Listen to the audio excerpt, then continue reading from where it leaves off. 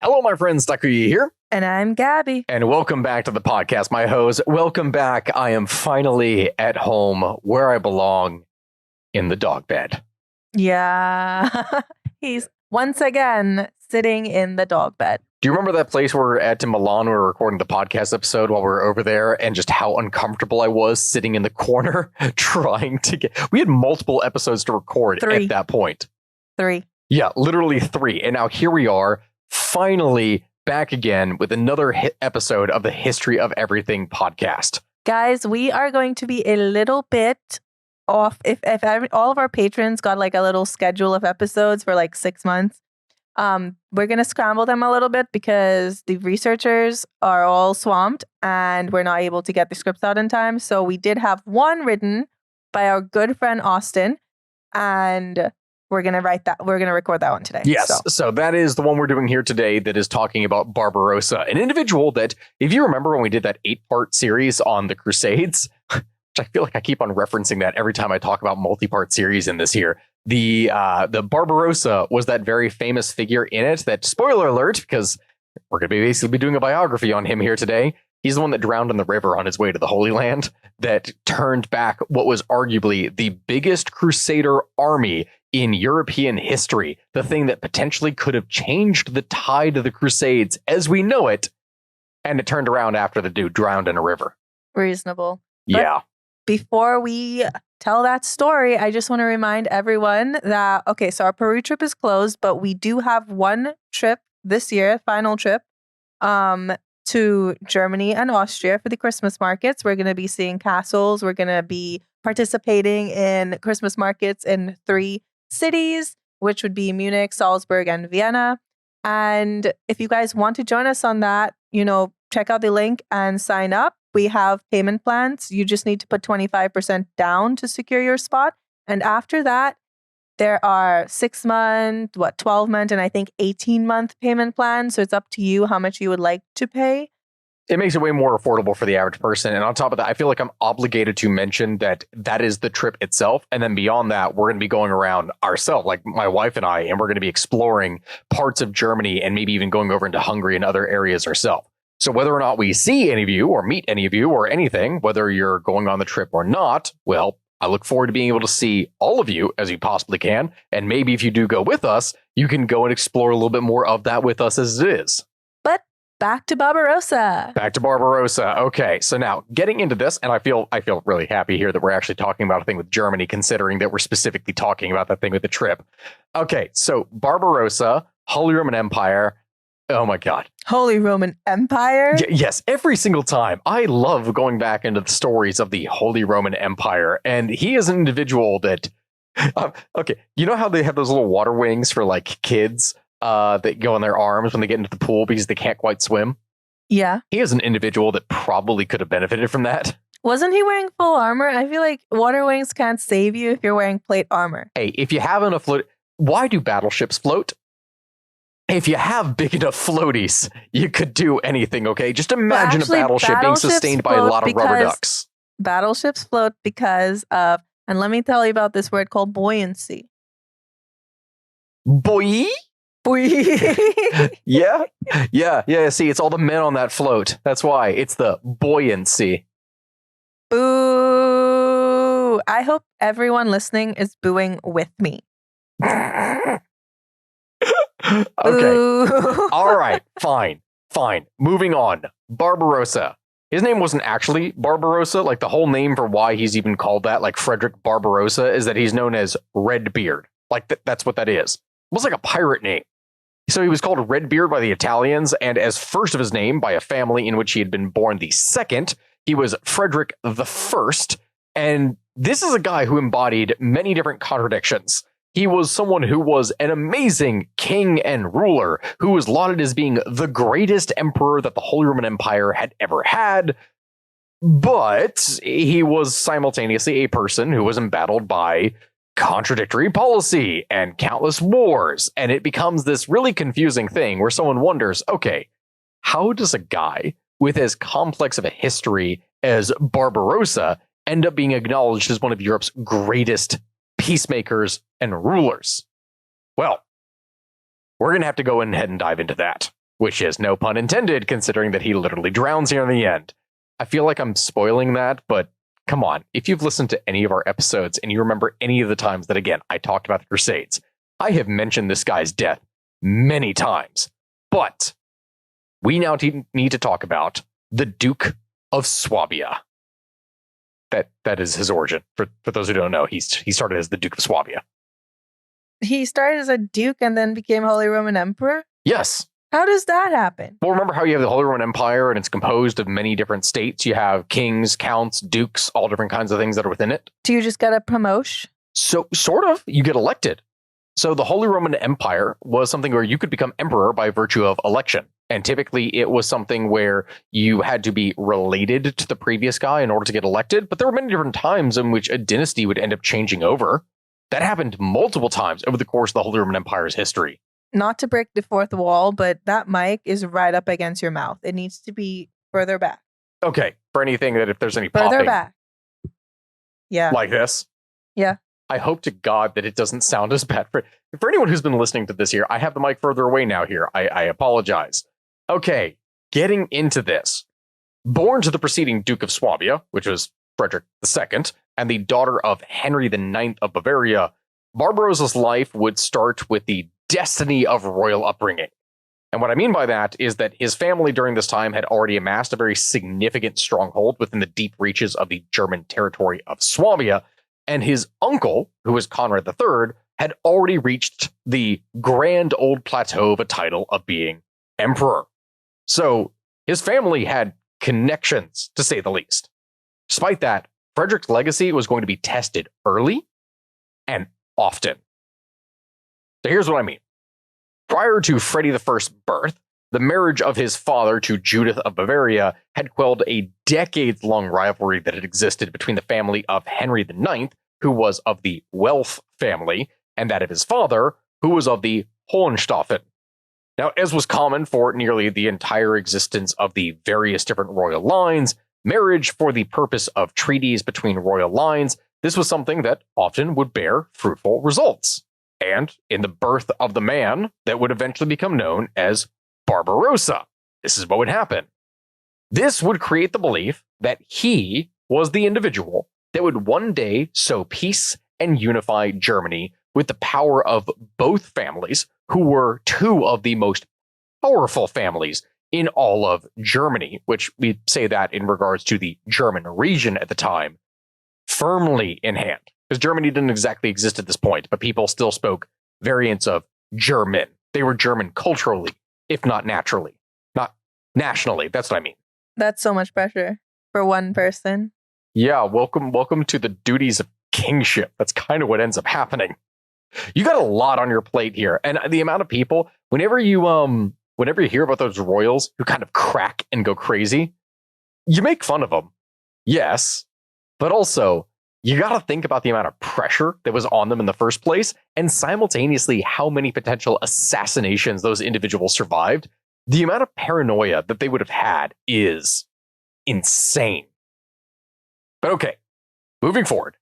At just 29 years of age, Frederick I was going to swiftly begin to live up to this legacy as he was elected King of Germany in 1152.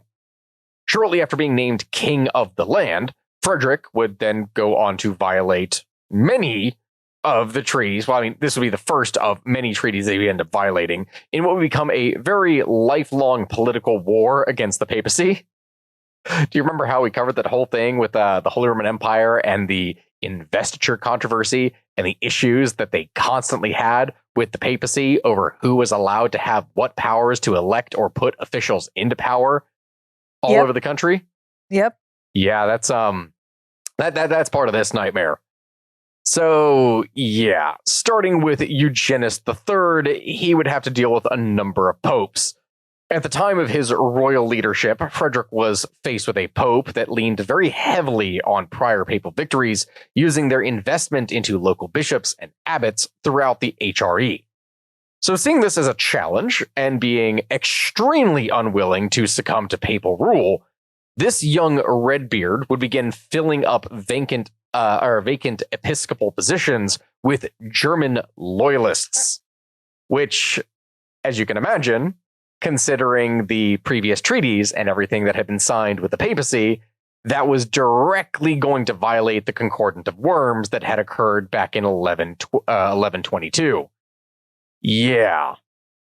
The hits were just going to keep on coming for Frederick, and on his march to defiance of Pope Eugenius III, he would follow up his violations of the Concordat of Worms with the refusal to acknowledge his uncle's previous alliance with the growing power of the Byzantine Empire under Manuel I Comnenus. This being an alliance that would be against the upstart Normans of Sicily and southern Italy, and Arnold of Brescia of Rome itself, which had an ongoing challenge and concern for the papacy. See, there's this whole thing, and I know that I'm going to have to talk about the Sicilians here at some point. Or I say that, the Normans in Sicily. Remember how there's that whole thing about the Normans going from northern France under William the Conqueror back in 1066 and conquering England and creating the modern state that we know of England? Yeah, there's this big problem, Gab, throughout all history where the Normans were a very warlike people, and they consistently would settle in varying different places and just create a ton of problems for other people.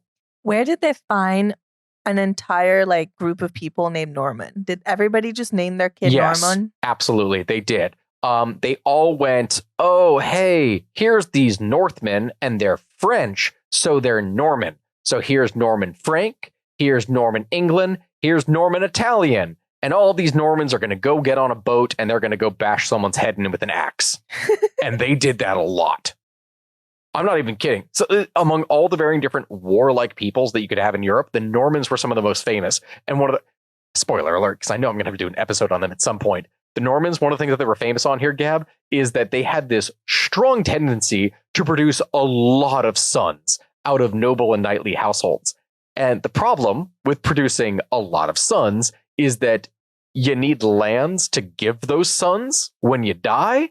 And go figure, when you don't have this, the only way to get those lands is to take them from other people. So the Normans had this very strong habit of overpopulating an area with landless knights and then going, man, those neighbors over there, they have some pretty nice stuff. I want that stuff. And they invaded it a lot. Yeah. Wow. Anyway, again, we're going to get into that in the future here. Okay, so where was I? Yes, he doesn't want to succumb to papal rule. So yes, what would end up happening from this here is that by refusing to acknowledge the alliance, Frederick would force the Pope's hand just 1 year after taking hold of the crown of Germany and signing the Treaty of Constance in 1153. This being something which required that Barbarossa request permission from the papacy prior to ceding land to the Byzantines, and also forbade Frederick from aligning with Arnold, whom he would eventually hang. And with his Roman commune of Normans to the south, this was just something that he wasn't allowed to deal with them. The Pope would also be allowed to maintain his role, which rewarded Frederick the First with the power of Roman Emperor. Because remember the whole thing where the kings of Germany had to actually be granted the emperorship by the Pope? And so in 1155, the newly adorned Pope Adrian IV would honor the treaty of his predecessor and appoint Barbarossa as emperor with all powers of the empire intact. Remember, before this, he wasn't Holy Roman Emperor, he was King of the Germans. That's a very distinct title difference. So he was, okay, so Holy Roman Emperor stretches from Germany. Think of like southern Denmark all the way down into the middle of Italy. Okay, wow, that's a lot. It is a lot. Oh, and then I know at certain points, people were really, really upset when Germans became Holy Roman Emperor because it's just another German. Yes, king. like the Lombards, which really pissed off a lot of the Romans. It was fine, not fine, but it was better by the time of going into the 11 and 1200s, but there was a lot of pain in the previous 200 years that thought with the Italians. Because the Italians wanted to be Holy Roman Emperor? Sort of, yeah, but more so that they viewed them as an outsider and not truly Roman. Interesting. It gets really complex as well, because remember, the entire time that they're calling themselves the Holy Roman Empire and the Holy Roman Emperor, the Roman Empire still existed. It was the Byzantine Empire, which it did not get the name the Byzantine Empire until, I believe, like the 1700s. So it was called the Roman Empire? Yes, it was literally called the Eastern Roman Empire, or just the Roman Empire. The Byzantines called themselves the Romans. So the Eastern Roman Empire and the Holy Roman Empire both existed at the same time. Yes. And they knew of each other. Yes. And they were just chilling? Like nobody trademarked? No. Also, the whole time this is going on, and I know we're going to talk about this with the Normans when we eventually get into that, the Normans of Sicily were constantly trying to invade into the Byzantine Empire and take it over. Or at least take over sections of it with Greece. Why? Free land, bitch. Like, they want it. Give me that money. Give me that land. Give me that everything. They got free sons, and their sons need some land. That's literally the point. I'd be so insulted if I were the Romans in the Roman Empire, and then other people were like, no, we're the Romans. Oh, man. Yes. I'd go to war just because. You know why that happened? I remember we covered it in a previous... We may have done it. I don't remember if we actually did. So there's this whole thing with Irene, who is the empress of the Byzantine Empire, or, Eastern Roman Empire. And under law, or according to the Pope at the time, what they had, is that a woman could not be Roman emperor. Therefore, that meant that the title of Roman emperor was open, which is why that's why Charlemagne, back in the year, I think it was literally 800. I'm pretty sure it was literally the year 800. He was granted the title of Holy Roman Emperor because the title was up for grabs because a woman had it. Okay. I don't think you covered this in a previous podcast episode, but we were in the Ashmolean Museum in Oxford, and you were talking to Amaya about it. Yeah. And a bunch of people thought you were a tour guide. Small crowd gathered while you were just telling us about the Charlemagne and Princess Irene. Yes. And Empress Irene? Empress. Yeah. While in the big room where they had all of it laid out and the little glass table, everyone gathered around while you guided the tour. Yeah, I kind of go on to some rants here. It always happens, and it's so awkward. I just go to the other room. Yeah. So that's a whole complex relationship. And again, if you haven't heard the episode, for anyone who's listening right now, if you haven't heard our episode on the investiture controversy, definitely go back and listen to that, because it's going to address things way more in depth regarding all of these issues. So yes, Barbarossa gets crowned. And upon the crowning of Frederick by the Pope, Manuel I Comnenus would subvert the emperor by aligning with his previous rivals, the Normans, under William I, while also joining forces with the city of Genoa and the Pope himself, who is now under pressure to oblige Manuel I with the Normans at his doorstep. The resulting triumvirate of backstabbers would then sign the Treaty of Benevento, which was just 1 year after Frederick's appointment as Emperor of Rome. So having earned the title of Holy Roman Emperor in 1155, following some suave political maneuverings and the success of his first campaign in Italy and the sacking of Milan, Frederick was undeterred by the violation of the Treaty of Constance by the newfound alliance of Byzantines, Normans, and the papacy. Instead, Barbarossa would take aim at his own homeland in order to try and secure things. And so through political negotiation, strategic withholding of resources, and the stationing of soldiers in particular regions with German fiefdoms, he was able to relatively silence the localized quarrels of the other German princes, which, remember, were constantly fighting one another, and unite Germany as one whole kingdom with one goal in mind. But we're going to be getting to that here in a little bit. So when the Pope then administered a letter of explanation of his actions in 1156 through the Cardinal Roland, the guy who was later to be named Pope Alexander III in 1157, an aggressive translation of the letter by Frederick's imperial chancellor, Renaud of Dessel, which, mind you, aggressive translation means he wasn't very charitable about it. He basically explained things in the worst possible way, which is very easy, get something lost in translation. This then led to Frederick launching a second campaign into Italy as punishment for the violation of the Treaty of Constance that had been signed back in 1155. Yeah. Here's something I'm going to need to go ahead and explain. Following his father's death a few years earlier in 1152, and his own experiences crusading with his father's army in that same year, as well as his prior sacking of Milan and conquest into Italian lands in the years prior, Frederick would return to Milan yet again to sack the city and surrounding lands with a very now highly experienced army. Question. Yes. They sacked all these fucking cities so dang much, but all of these old buildings are still standing. How? They didn't do a good job. You don't destroy... Stealing stone is not very effective.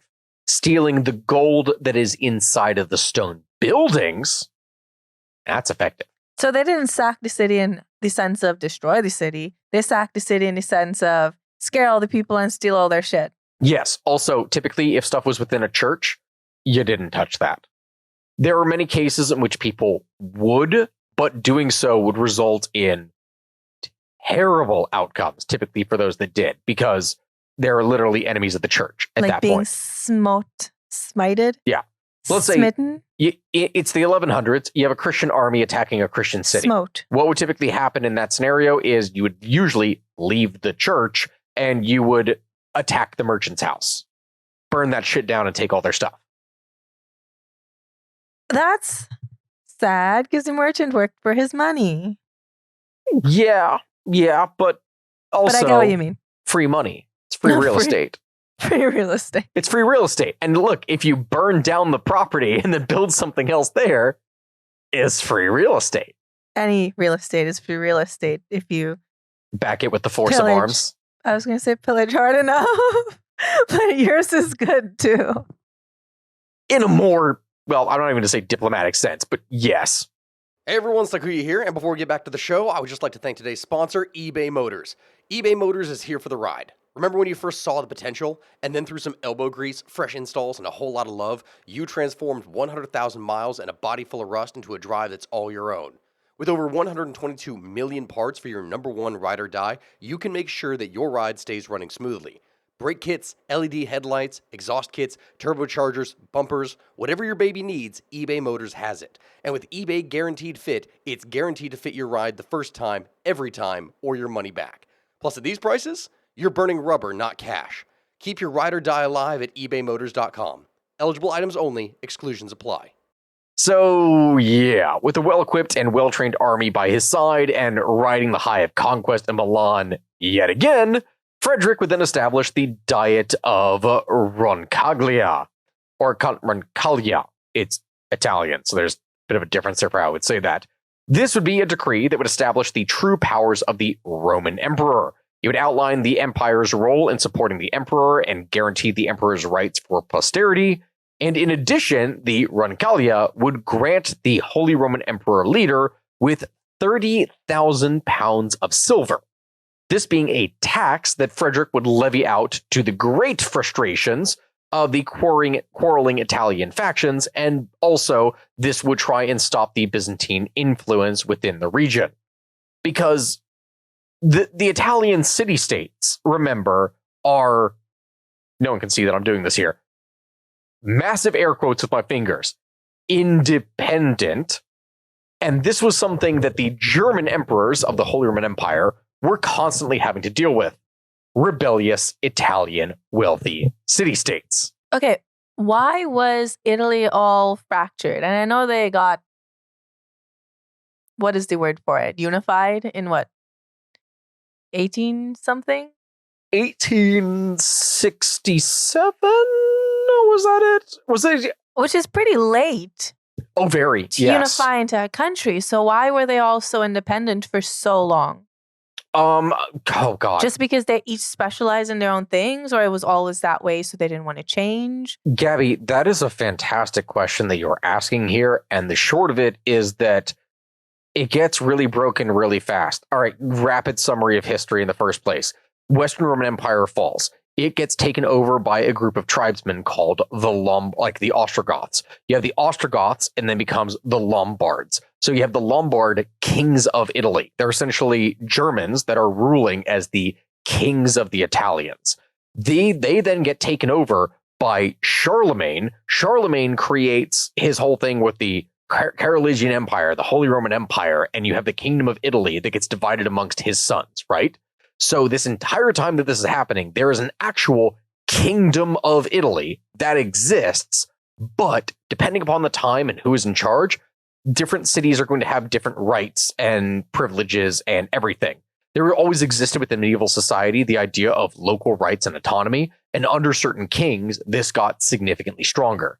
Eventually, the power of the Italian kings would be completely broken, and there was no King of Italy. Instead, there was the Duchy of Milan, the Duke of Benevento. That's southern Italy, so that doesn't actually really matter in here. But there was all these different territories that were councils, city-states, etc.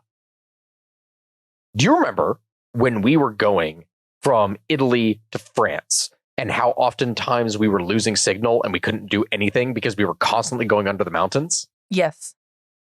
Now, I want you to think about this.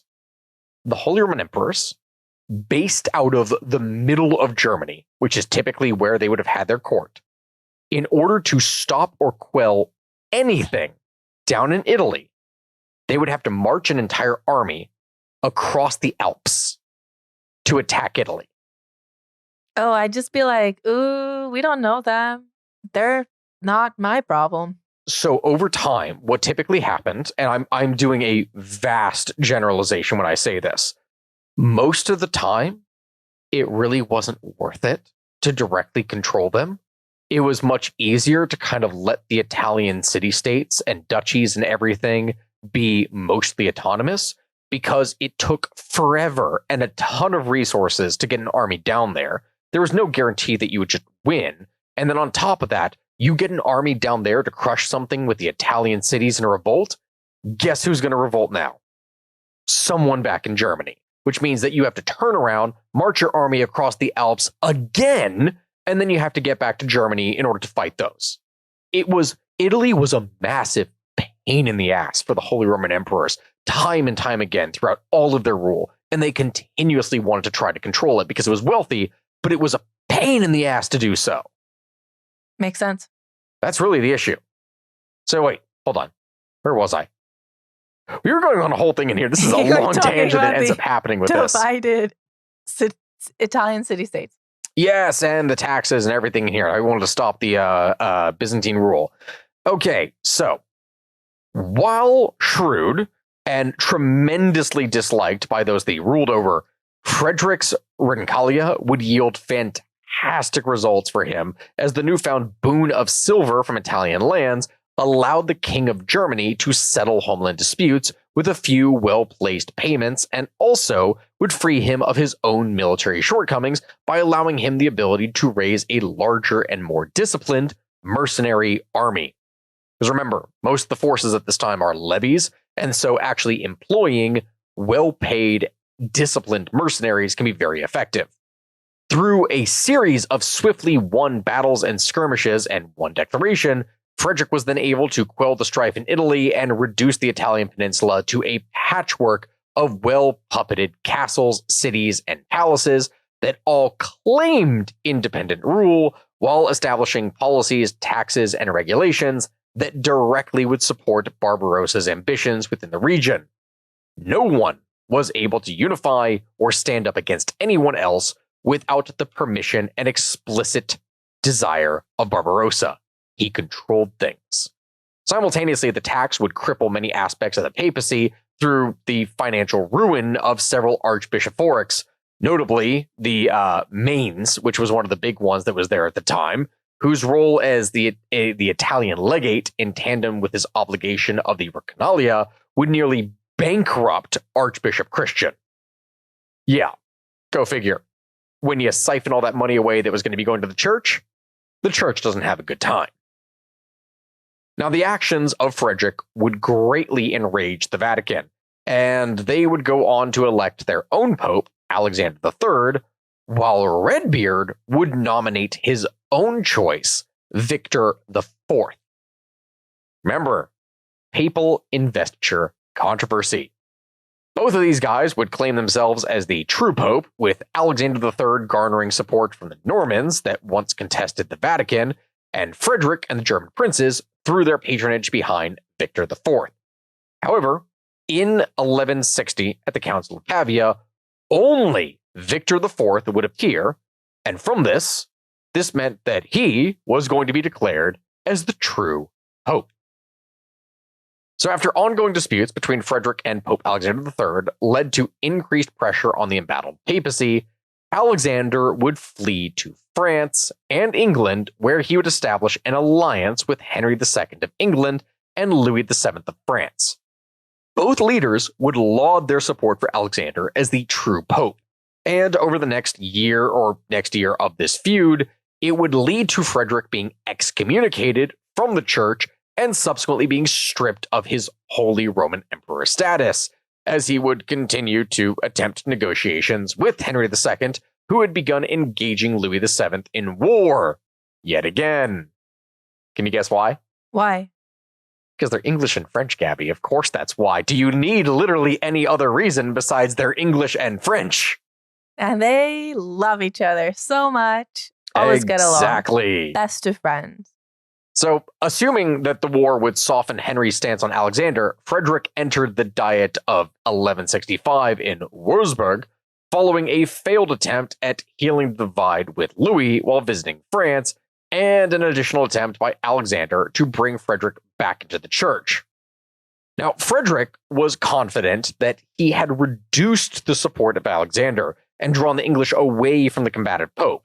But political tensions in England between Thomas Becket and Henry II, combined with the volume of supporting nations, being France, Spain, Hungary, the Lombards, and the Byzantines, all of these had sided with Alexander III at the time.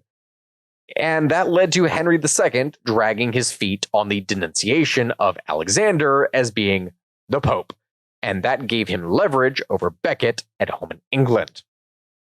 So with his support weakened by the failure of Henry to uphold the most important aspect of their decree together, Frederick was kind of backed into a political corner. And he would lash out yet again by, can you guess it? Can you guess it? What is he going to attack? What is this guy going to attack? I'll give you a hint. He's done it before. He's going to sack Milan again. Oh my gosh. Literally, the city cannot get a freaking break from this guy. I didn't want to say it because I was like, that's too easy. It's too easy. Gabby, listen, once you go in and burn down the city gates a couple times, it's a lot easier to get through the wood afterwards. Well, yeah, but then you become a cliche. You don't want to be a cliche. You're the Holy Roman Emperor. Yeah. So, yes, following the death of the Norman leader, William I, he was going to go and sack Milan again. With now his fourth attempt at incursion into Italy, Frederick, at this point, had finally run out of luck. Malaria would strike his army as it marched on in Italy, and this would decimate the ranks of his troops. Interestingly, a secondary explanation that has not been verified by historians claims that the Milanese fed incredible amounts of grain to a cow and then sent the cow towards the Italian line, and upon cutting the cow open and seeing the volume of grain that was held in its stomach, Frederick and his forces believed the grain stores would be too great to allow for a siege to work. And from this, they weren't going to actually do anything. This was given as a reason for the Swabian Bavarian army disengaging the siege and returning home. Seems very far-fetched and very, very hyper-specific. Anyway, during this time, Frederick's imperial chancellor, Renaud of Dassel, died while in Rome. This then led to a series of major policy changes back home for the German king, and it forced his hand into a détente that would serve only to delay a fifth Italian campaign. Remember when I talked about Italy being a massive pain in the ass for the Holy Roman emperors? They had to do a lot of campaigns. So coming off the back of the 1170 détente with Henry, Louis, and the papacy, Barbarossa felt reinvigorated enough to engage the Italians yet again in 1174. Problem was, this time, Italy was prepared. So the Lombards, the people of the north, who had been greatly bolstered from the 1160s exodus of the Pope and subsequent financial reinforcement from the Pope to prevent the overrun of Rome in his absence, they were now essentially the protectorates of the papacy, and they brought themselves to the front to combat the impending assault by Frederick's forces yet again. Still though, ever the politician, Redbeard would manage to stomach initial losses to the Lombards by establishing the Armistice of Montebello, a treaty that would later be used as a basis to support Napoleon during his conquest, but that's a whole other kind of story. The treaty would force the Lombards to become subjects of Frederick, and with a now intensified resolve and also fewer foes, Germany's peacemaker yet again would march through Italy onto Legnano, or Legnano, and it was here that we would see the pendulum swing decidedly upon the German ruler as Henry the Lion of Saxony refused to support Frederick's troops that were already weakened by prior skirmishes with the Lombards. Ultimately, this would seal the fate of the German forces, as Frederick would lose the Battle of Legnano and subsequently be forced into a series of decrees and treaties, beginning with the 1176 Treaty of Anagni, that would end his incursion into Italy and significantly weaken his political power in the region beyond. The following year, he would agree to the Peace of Venice and formally acknowledge Pope Alexander III as the one true pope who would reciprocate the finalization of hostilities by bestowing Frederick with the Kiss of Peace, effectively ending Frederick's series of quarrels with the papacy and leading to an extended period of peace between German nobility and the church. Now, in spite of this newfound peace with the papacy, Frederick would still manage to wage political warfare against those who had slighted him. You can't exactly forgive a guy for going against him. And his aim was now firmly assigned to Henry the Lion, as a result of the Saxons' ruler refusal to aid him in the prior campaigns against the Italian states. So starting with sweeping social and political reforms to his kingdom, Barbarossa would soon shift focus to building up Henry's power and capability within the Germanic order of nobles. Having a prior claim to Bavaria, Henry had begun attempts to claim the region formally, for which Frederick opted to gift the lands to Henry, while in addition elevating a number of Saxon noble members to dukedom, essentially like giving a whole bunch of status and privileges and honors to these varying different people and granting them special rights within the land. Barbarossa did not stop there. Sounds weird. Like, why are you supporting a guy who went against you? It really does seem weird, but we're going to get to that. He would also grant privileges and roles to many other members of Saxony, Bavaria, and Mecklenburg. And in 1185, this would be a very big year, as he would lift up dukes to king status. He would appoint bishops, and he would continue expanding the power of the dukes that he elevated, while also founding the territory of Pleisnerland, which I'm probably butchering the pronunciation of, but this is south of Leipzig, while vassalizing Valdemar I, who was the, ruler of Denmark. Ending in 1189, the expansion of Germanic lands throughout Brandenburg, in tandem with the restoration of the dukedoms of Poland, this resulted in Henry becoming increasingly ostracized from the decisions of German leadership. See, that's the point. Remember how you had this guy who is this big duke, this powerful figure in there who owns all these lands and rights and privileges and has this really big position. So what did the king do? Or emperor? He went and got a whole bunch of dudes that were under him and around him, and he appointed them to high positions in courts of honor, meaning that Henry was now surrounded by guys that were arguably as powerful or influential as him now. He was no longer the big player in town, in that region, thus completely diminishing his power. It's like this whole position of imagine you have how am I going to explain this? Imagine you're at a school. You have a bunch of bullies, right? You got the leader in there. You got the leader who's like the kingpin. Is that the term? Ringleader. Ringleader. Literally ringleader. Yes, that's the right term here. Okay, you got the ringleader. And that person is the one who gets all the privileges or bonuses, etc. And now each one of those other people that served under them now gets different appointments to different positions within the class in which they have just as much power as that ringleader. It breaks and fractures their power, because if there's anything that people wanted to do back in feudal Europe, they wanted to be the guy on top of the pyramid. You Makes didn't sense. want to be at the lower base. So yes, this outcast status led to Henry the Lion launching feuds with neighboring dukes and progressively aggravating Frederick. Barbarossa would respond to the aggressions of Henry by stripping him of his duke status, holding him in breach of the peace. And Henry would go on into exile in England with Henry II. There's a lot of Henrys in European history, for those that may be confused.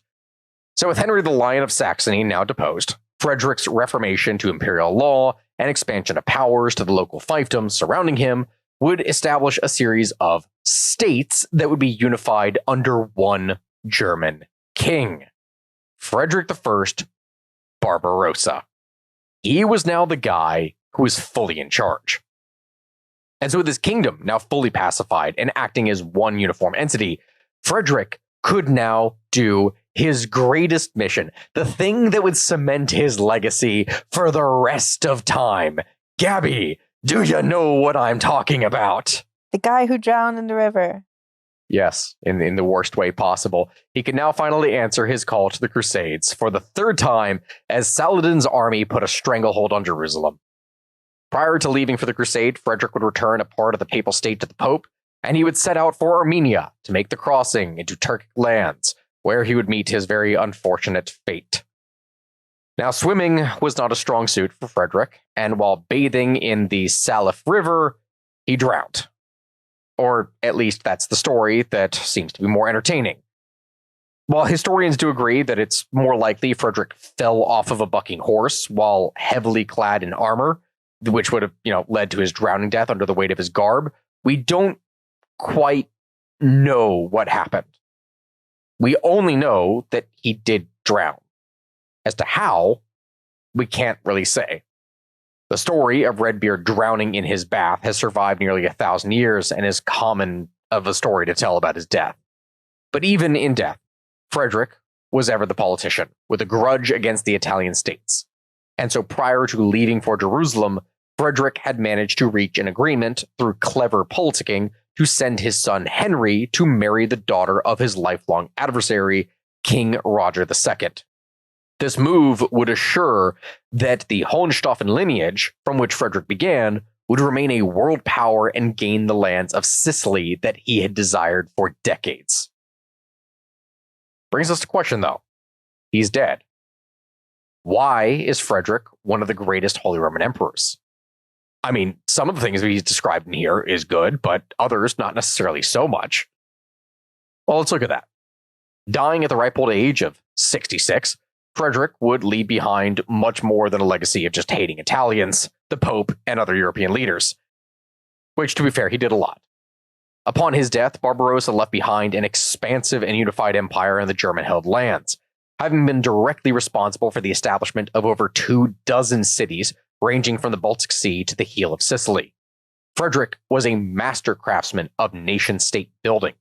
His cities led to an ever-increasingly powerful German empire that would pave the way for a series of notable German, Prussian, and Austrian kingdoms and empires that would shape world history all the way through to the modern day.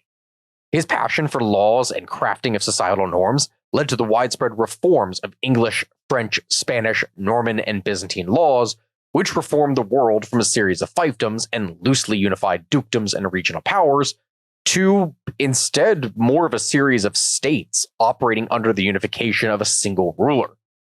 His pedigree for waging political and physical war with the Vatican would lead to a papacy that eventually would separate itself from the role of emperor within the Holy Roman Empire.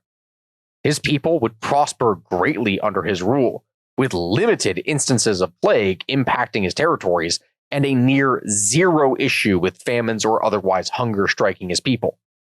The culmination of statecraft, law, order, and mentality, and shrewd political maneuvering would assure that Frederick was going to be held in high regard throughout history, despite simultaneously being one of the biggest pains in the asses to every European leader that existed in his contemporary life.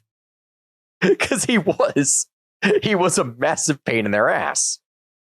And so now, my hoes, it has been a pleasure sharing with you all the story of the legacy of Frederick I Barbarossa. But that is the end of that. If you want more detail on his death or exactly what happened, you can check out the Crusades episodes that we did. If you can go back and scroll back to it. I think it was like a year and a half ago we did that. That was a while ago, like 80-something episodes back at least. It was pretty early on. It was pretty early on. I think that was like the 50th something episode might have even been something with the Crusades, if I recall. And we're on an episode 150 right now, I think. Anyway, my friends, thank you all for listening. I will see you all next time. And goodbye, my hosts. Bye.